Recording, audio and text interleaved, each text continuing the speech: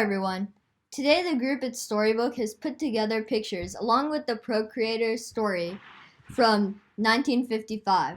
The story may be old but is the most interesting we have ever heard. So let's dive into the story and have some fun.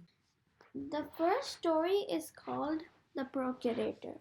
At the time when Brahmadatta was the ruler of Banaras, the Bodhisattva was employed as the king's procurator. The procurator's job was to buy the various properties and commodities that were required for state purposes. He had to be an expert in estimating the value of things. The Bodhisattva would buy elephants, horses, gold, silver, and so on for the kingdom and pay the merchants who bought them. As procurator, the Bodhisattva was very capable, so, so that the royal stores were filled with the right things and the best things. He was also very thoughtful in foreseeing in his purchases so that the administration was never held up for the want of a particular commodity which was urgently needed. He was also very fair-minded in his dealings with merchants and traders from other countries, so that the name of Banaras was respected from in far-off lands, far-off places. Now, King Brahmadatta was a miser. He thought that his procurator was paying too much for everything and squandering away the state moneys. At this rate, I shall be bankrupt in no time, he said to himself. The next act of the king was to dismiss the Bodhisattva and appoint someone else in his place. This he did in the easiest possible manner. He opened the window of his chamber, then looked down. There were some of his attendants standing about.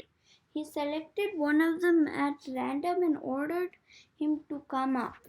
When this unknown, insignificant fellow came up, the king told him, "From now on, you are my procurator." The king hoped that a common fellow without any rank or status would buy nothing without higgling and haggling, and would be more economical in his purchases. But this particular man was quite a fool, and the king didn't know it. The new procurator could not distinguish between a donkey and a horse, but he was an expert in offering astoundingly low value for anything he had to buy. The merchants who came from far off countries could hardly kick up rows with the king's official, so they used to sustain huge losses on state purchases. They had to make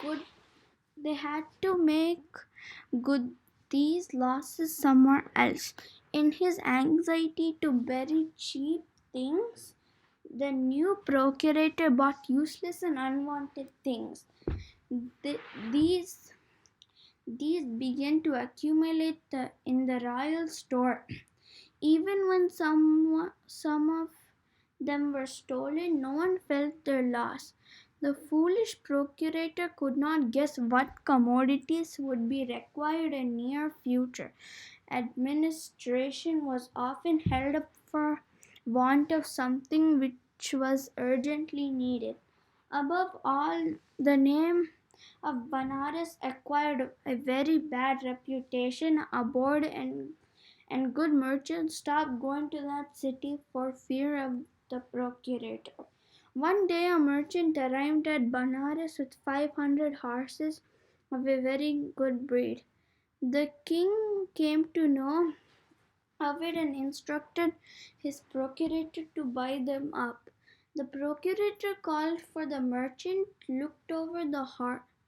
the procurator called for the merchant, looked over the horses, and fixed their price, a measure of rice.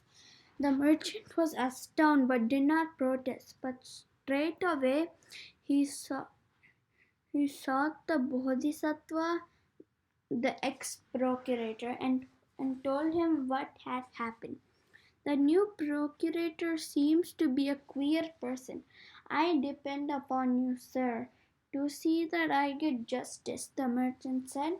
The Bodhisattva pondered over the problem for a while and said, when you go to court tomorrow to receive the value for your horses, ask the procurator what he is going to pay. When he says a measure of rice, ask him what the value of a measure of rice is. Let us see what will happen next. I too shall be in the court.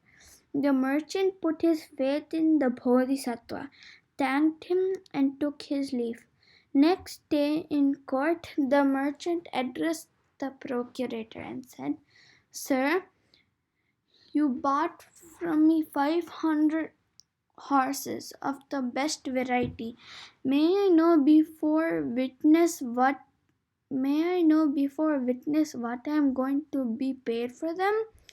Why a measure of rice, of course. I told you so yesterday, replied the procurator. This reply amazed everyone in the court, including the king. The merchant put his next question, and may I know before witness what the value of the measure of the rice may be? Anyone can tell you that the value of a measure of rice is exactly equal to the value of the kingdom of Banaras. He and her dependency, said the procurator. Like anyone who is considered to be a good bargainer, the procurator was exaggerating the value of what he was paying and depreciating what he was buying. But being a born fool, he overdid it. That was all.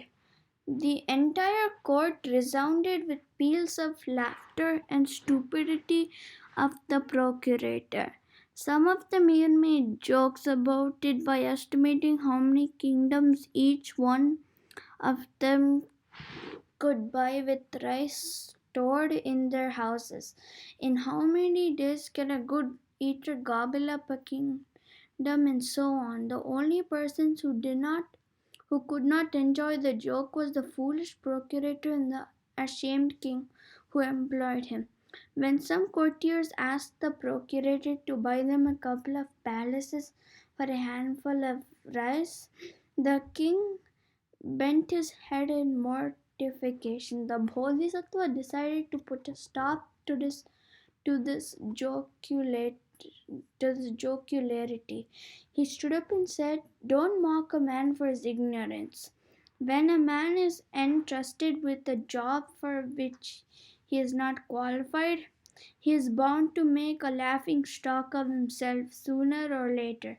It is not this poor fellow's fault that he was made the procurator. The king raised his head and said, The fault was mine, O Bodhisattva. I have learnt my lesson. No one can do wrong except the king. The king at once removed the new man from the job of procurator and put the Bodhisattva back in his place. If you want more, please like, share, and subscribe, and comment below what story you want. See you next time.